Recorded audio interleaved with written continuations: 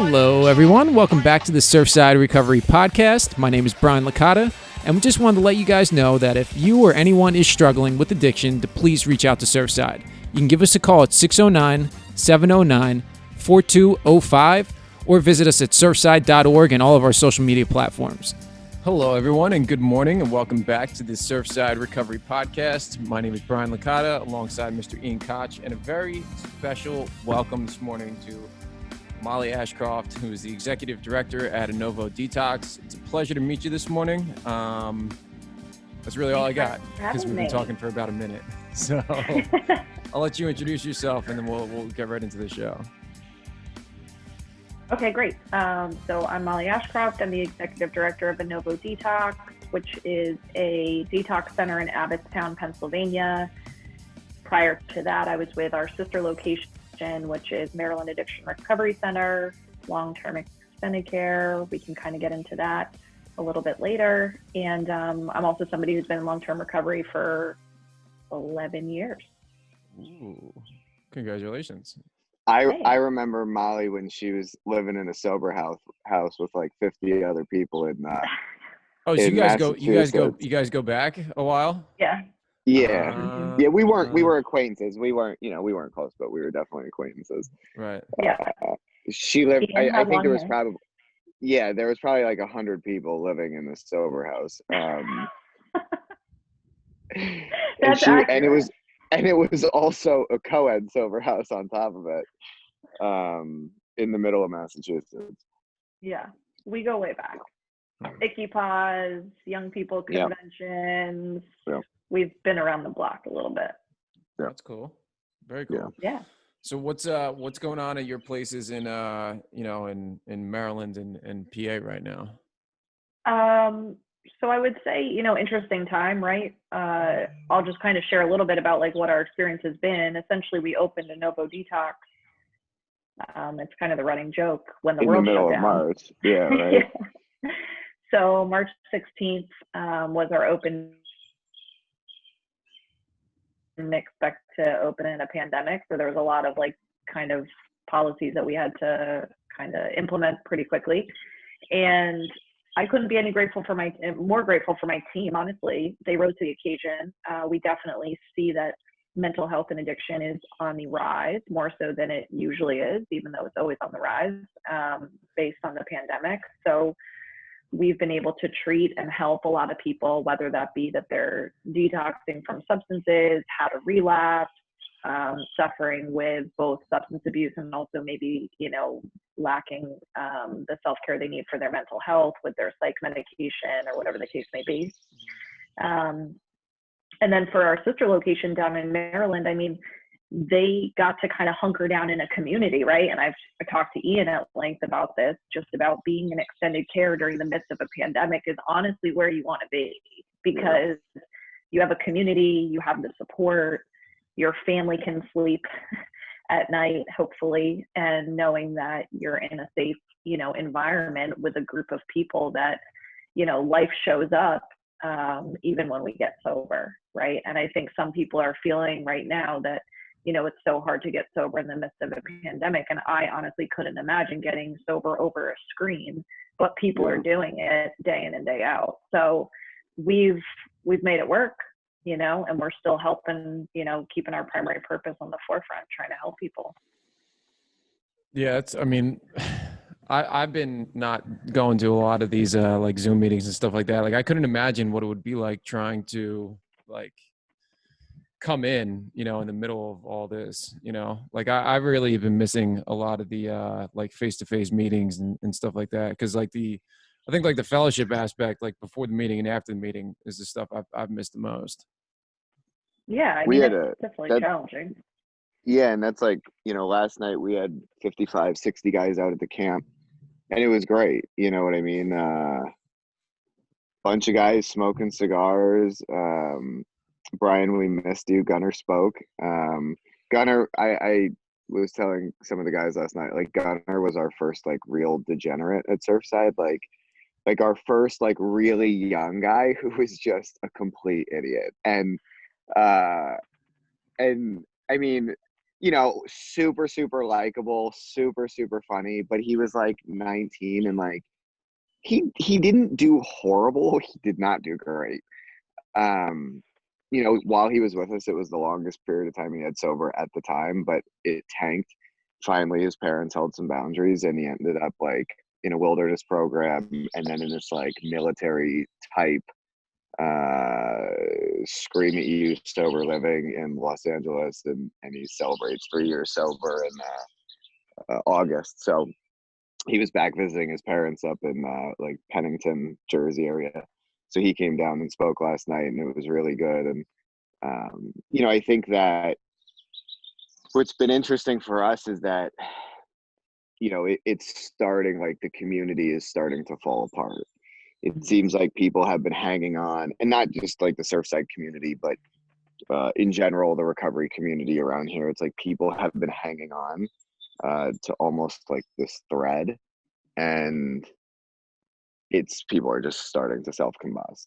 Yeah, it's breaking down for sure. Yeah, people are Completely over the breaking down. meetings, you know, and I think Yeah. that I was trying to explain to someone who's not in recovery the other day, like the importance um, of really community. You know, there's an extended care program that's kind of in the middle of nowhere, and solid program, and we've gone back and forth and talked about a relationship and maybe something bigger than what we are, and I keep saying like, but in the middle of nowhere, like young people don't want to get sober in the middle of nowhere. Oh, Like definitely maybe not. for a period of time, like cool, we'll give you that. And I said to the guy, I said, you know, not for nothing, like when you're a 25-year-old guy, like you're not thinking about like settling down in a quiet, sleepy community. You're thinking about like, where are you going to get laid?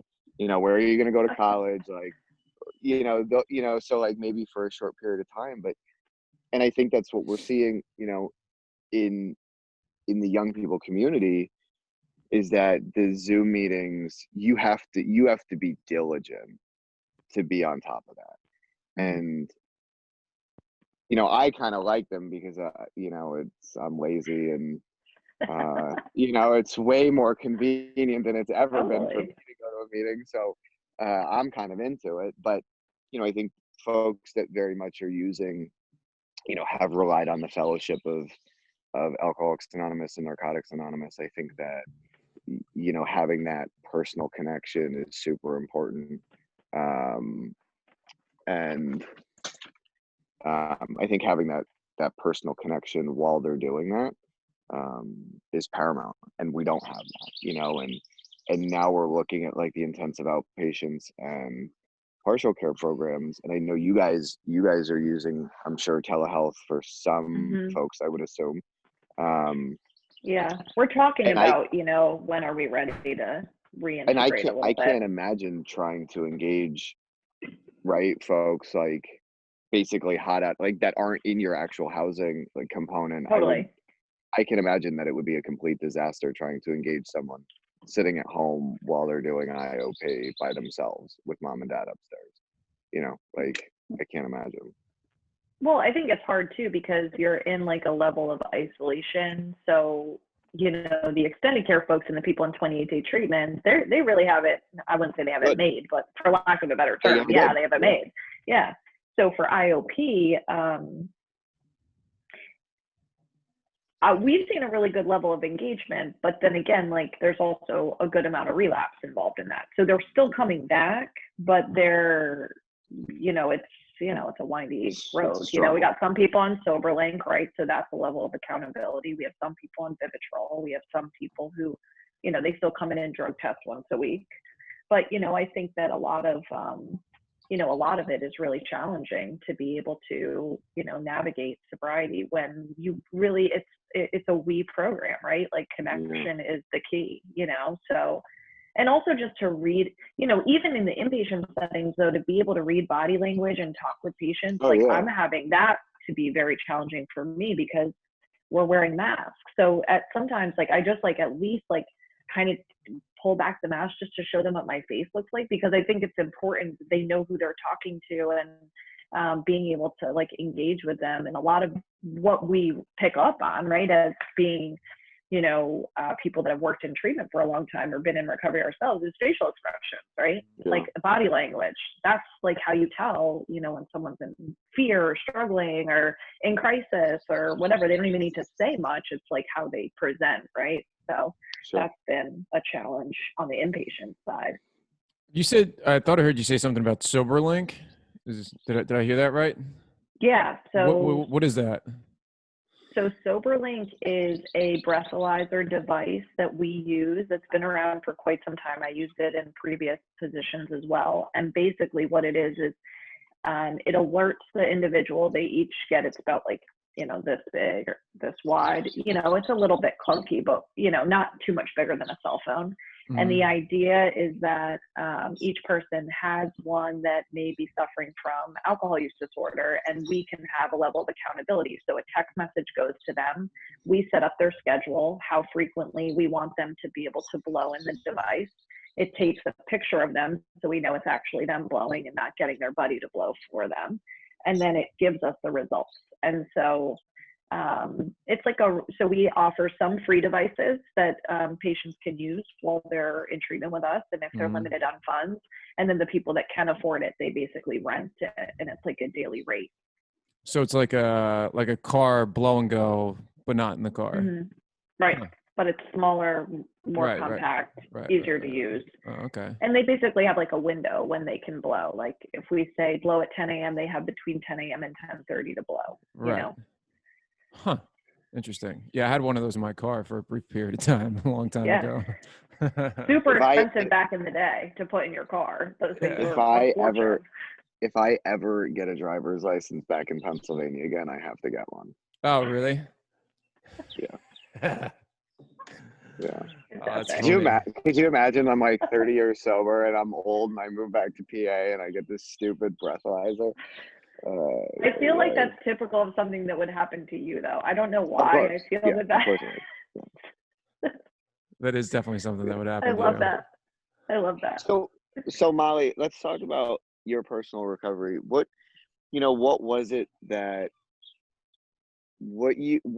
made you look in the mirror that one day and say like, wow, I'm a real piece of shit. I got to get my life together.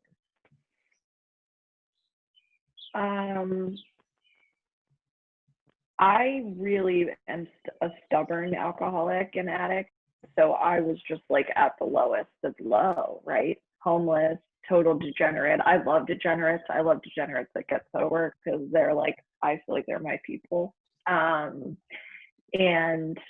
it wasn't that I hadn't been homeless before or living out of like, really crappy situations, abandoned buildings, and running around with people that I wouldn't normally run around with. But I just got to a place where it just wasn't working anymore. Like no matter how much I ingested, I wasn't getting any sort of euphoria like I did for years prior. Mm-hmm. And I think the bigger piece of what shifted my perception and was kind of my jumping off place, right? Can't imagine my life with drugs and alcohol, but can't imagine my life without it. And that like sentence out of the big book is like so true in my heart, because that's exactly where I was. I didn't have a lot of faith that I was going to get sober. I didn't have a lot of faith that like substances were going to work for me anymore. And so my parents held good boundaries. I know there's a lot of parents that listen to this podcast, so I can totally elaborate on that, but they really kind of set the boundary at age 17 after my first rehab that I was not allowed back in their home unless I was going to maintain a life of sobriety, period, end of story, no questions. And I didn't get sober till I was 21. So, those boundaries were held and in place and intact for many years, So how was that period of time for your family, you think? That, that 4 years of, I would assume, hell? Bad, really bad. I mean, my dad has been in sobriety for a really long time. He's, 29 years sober, something like that. And then my mom is somebody who was in Al-Anon, but I'm the oldest of 4 kids too. And so when I started going to treatment, my youngest brother was only about 5, 6. So he didn't really know who I was or have a really good relationship with me at all. And then the two siblings that were closest to me, it was really challenging. I mean, we had a really tough time building a relationship when I got sober. I mean, I don't think I had a really working relationship with my sister and like healthy communication and that sort of thing until I was like 5 or 6 years sober. Mm-hmm. She was the best. She was my maid of honor at my wedding this year. And she talked a lot about that, you know, even in her speech, like it wasn't always easy. So my family was significantly impacted. Basically like where I was at is like waking up, like whether or not I was, you know, dead or alive. I mean, that was how I used. And so that's the fear that they lived in, for years. And really the only time I called them was when I wanted to go to treatment. What's your thought on the, like, it seems like, right, you got sober 10 years ago, 10 plus years ago. I got sober, you know, 10 plus years ago. Like, it seems different now. It seems like I didn't go to rehab, right? I got arrested a whole bunch of times, and eventually, like, no one would talk to me except this one kid who went to AA. So I was like, I guess I'll go give that a shot. And I actually felt comfortable enough to stay, and I hated my life enough, and I was facing my 9th charge and losing my license for the 2nd time. You know what I mean? So it was like my life had hit shit enough that I was like, fuck, like, I guess I'll do this. But it seems like we're in this position where we've got, and I was 23, right? And you're saying you were 21. But now we're in this 10 years later, we're in this funny position where we've got these, like, you know, 25-year-olds, give or take. And I mean, they're relapsing once or twice and running back to treatment. And, you know, it's always hard to determine it. And Brian, I'd love you to weigh in on us too. Like, it's like, why, you know, like, are we running back to treatment because we don't want to get in trouble with mom and dad? Are we running back to treatment because we realize, oh, wow, that was like, we really did screw up. I shouldn't have done that. I gotta make sure I get to treatment to stop this thing. Or I think the threshold of like people getting in trouble and being homeless and things has like dropped, right? And there like is no threshold anymore. And it seems like people are using treatment as housing versus a place to actually get their shit together. You know, what are your guys' thoughts on that? I think that's 100% accurate. I mean, that's exactly what I did. Basically I used, you know, my insurance card like a kind of get out of jail free card, more or less. I mean, when I didn't really have any other options or any other hustles or any place to go, I would call the number, I would go, you know, I would get, you know, into an Oxford house or a sober living of some kind or something like that. And then, you know, get a job, get a car, and then go use again, and then run, you know, go on the run for however long it would take before I needed to use the insurance card again. But when I came down to Surfside, you know, I had aged out of my parents' insurance, so I didn't really have any other options. So I was like, all right, I guess now's a good time to try to get my shit together. I think too, a lot of what I've noticed is that although I'm super happy and encouraged that people are talking about the disease of addiction in a different light than they were 10 years ago or 15 years ago, talking about, you know, stigma and breaking the stigma around mental health and addiction, I think it is a true double-edged sword and has caused parents to completely spiral. And so when they hear so many headlines every day about kids overdosing and these Facebook groups and these mom advocates, and like they're all doing, you know, hopefully doing good work. Well, and let's be clear, spreading. most of those Facebook mom advocates are run by treatment centers out of Florida. So let's just be real quick and clear about that. Well, yeah. But anyway. And there's, you know, and I do, yeah. And there's totally, you know, some moms that I see that post about, you know, the disease of addiction and what it does to children and their children and things like that. Yeah. And I think the parents are just in so much fear that they keep swooping them up and putting them back into treatment because they're scared they're going to die. Right. And so when I got sober, I went to a lot of treatment centers. I went to 12 treatment centers. So, and I went to like a bunch of sober houses and I was on clinics and, you know. I retract my statement then. But those centers, like I would hit a bottom and then go into treatment. Like I hit a lot of bottoms. Like my bottoms looked very different over the course of when I first started treatment at 17 to when I was 21. And it wasn't like 2-day gaps. It was like, 6 months, 8 months, a year. And so a lot of that was me checking myself into treatment though. It was never my parents, like they did one intervention on me and one intervention only, and that was it. Outside of that, it was when I was ready to go to rehab, I'd check myself into rehab. And so I think that the family boundaries hopefully have improved, but I also see parents really struggle with, watching their kid skin their knee, like Sam talks about a lot, and like having to clean it up themselves. Like parents, I feel like they can't do it.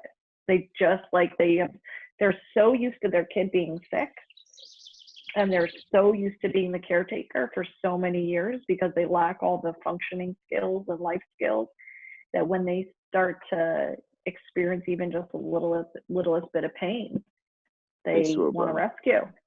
Yeah, I think that's pretty accurate too. Like I've seen that with a lot of kids that go in and out of treatment. Even like when I was in there, it's like they're they just get sent there and don't want to be there. So I think that could be that's probably a part of it too. Like they just get thrown in. I mean, I know that happened to me a couple times. Like the first time I went to treatment, I wanted to go, but like all the stuff after that, like I didn't really want to be there. But it was just like, well, you're going here, so I was like, all right. Well, in some of the places so down here we've got two partial care with housing programs. There used to be 3, and then there's a couple rehabs like residentials. But the partial care with housings obviously take people to meetings at night, which is standard. And I remember before we started Surfside, and even after, and even currently, the community has always been able to notice like who's at Surfside and who's not, because the guys, and not always, it does sometimes depend on who's in the center itself, but the guys will come in and they'll all sit in the back and they'll all be miserable and nobody wants to be there. And especially with some of them being around here, and the one shut down a couple years ago, but you would see people in there every other week. It's like they would be in there, they'd be at the Oxford House, they'd be back in there, they'd be at the Oxford House for multiple years. I mean, I go back and forth on that. To be quite honest, like to what you say, because like I work in treatment and I'm a person in recovery, right? And it is hard because you're like, you want these kids to get better. You want these young adults or older adults or whoever, treat all sorts of people to get sober. And I know nobody could deprive me of my bottom. Sure. Right. And I think my frustration is that, like, when I say this all the time, it's like, I get like, I'm not the type of person, and again, it's just me. Like, I'm not the type of person that's going to go to a 12-step meeting because I have nothing better to do. Like I've got a ton of stuff going on. Like, I'm not there because I'm bored and I have to go. Like, I'm there because I want that experience that I'm going to get from it. And I think that, we've gotten caught in this cycle where, and not for everybody. And look, you never know when the light bulb is going to go off. And, so I think especially like with fentanyl and everything killing people, like people being in treatment is better than people not being in treatment, I would assume. But to some extent, it's like, and I've been thinking about this a lot lately as like people have been relapsing, and shit has been bad this week. And I've said it to a couple of our residents, like, when is enough enough? Like, when, like, and it's crazy because as someone who's been a licensed clinician for years, like, I very much understand the cycle of relapse. And I understand the mental obsession, and I understand how difficult it is. But fuck, like, at some point, you've got to look in the mirror and say, like, I'm a fucking piece of shit. Like, I got to do something different. Like, this is not working, like, Christ. I think going back to your first question of like what shifted, right? 12 centers later, 5 years, homeless, total degenerate, not able to have any relationships, completely disconnected from the world around me, and living in an alter world, essentially, where people, kind of the running joke of like my youth was like, you don't see the people that I used with because they only come out at night when normal people are asleep, right? And so, and I use normal loosely for just lack of a better term, but I think that, you know, talking about like, when is enough enough? I mean, I think for me, it was just like, you know, throughout the years, it's not that I didn't know I was alcoholic. It's not that I didn't know that I used differently 100% than other people. And alcohol and drugs did something for me that it didn't do for other people. It did something to them. We both looked the same. We both got intoxicated the same. We both maybe had a similar, you know, euphoria. But what it actually did for me was produce some sort of solution to not being able to live amongst many, right? And so when I got sober, I think it was just like, right, I had nowhere else to, like, there was nothing left, like all the consequences I had experienced. So but at 17, when I went back out, and I like, you know, I had a crack cocaine addiction at 17, like, you know, so at 17, when I went into my first treatment center, the reason why I didn't want to, you know, get sober is because I wanted to be able to be a young adult and like smoke weed and drink like my friends. At 21, I no longer yearned for that anymore. I just wanted to like be a better person, right? So it just like changes and evolves, and especially when you start using substances so early, right? Such heavy substances, so early. Yeah. You know. Well, I mean, the good news is that like, you know, recovery is totally possible, you know, and when it gets to that place, and I think, you know, and I bring this up because parents are often asking like, you know, well, when is enough going to be enough for him? You know, when is his bottom going to hit? And, you know, and that's the question that I can't answer. There's no answer. Nobody can. You know, what I can tell them my experience. I can also tell them that my experience was that, you know, my parents cut me off 100% financially, and 3 months later I got sober. Same, ditto.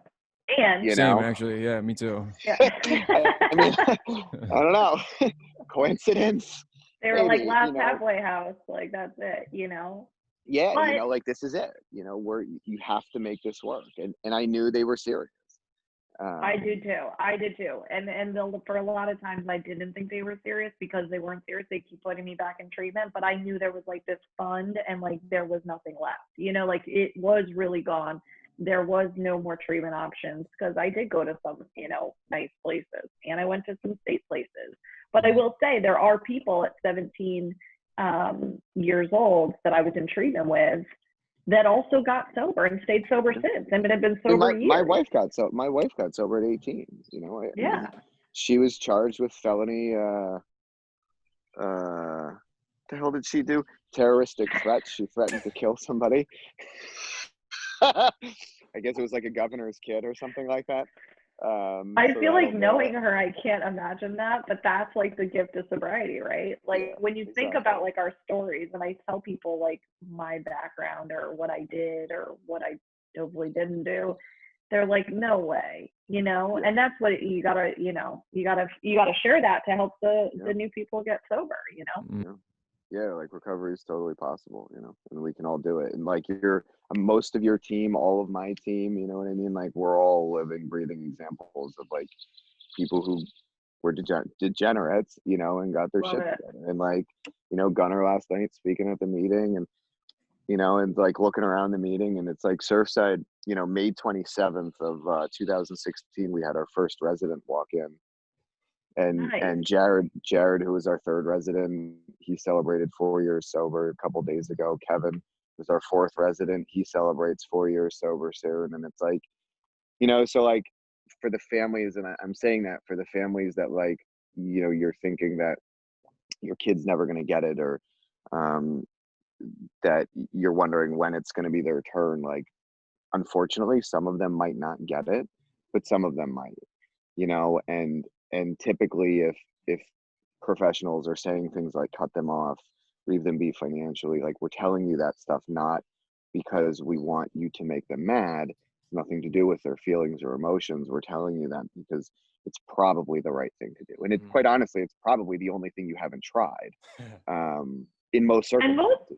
And most most young people, like, you know, moms will ask me, I talk to families all day long, right?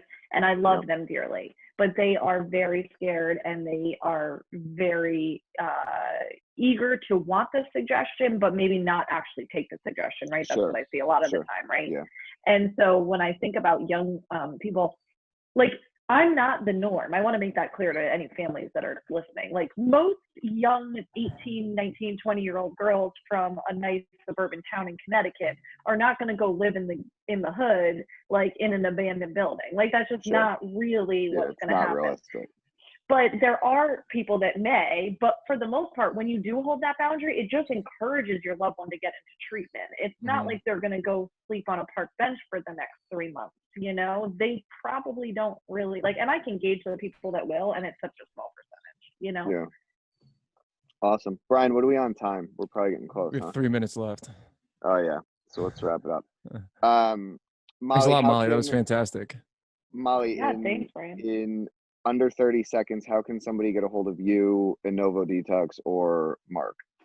Sure. So for Innovo Detox, we can be reached on our main number, 717-619-3260. We are located in Abbottstown, Pennsylvania. Detox stabilization only, average length of stay 5 to 7 days, and we help set people up for a continuum with places like Surfside and other extended care programs in residentials or sober livings. And then for Mark, let's see if I can remember the number, 410-773-0500. My good friend and colleague, Mara McGuire, is the Director of Admissions there and can talk a lot more about extended care, benefits of extended care, and our IOP program. And that's situated in Towson, Maryland. Cool. Awesome. Cool. Thanks a lot. We appreciate your time. Yeah, thank you guys. Anything I can do Sweet. to help. Goodbye, Happy Saturday. Enjoy the weather. Yeah, you too. Bye. As always, if you or someone you know is struggling, please reach out to Surfside. You can give us a call at 609-709-4205 or get us on the web at surfside.org.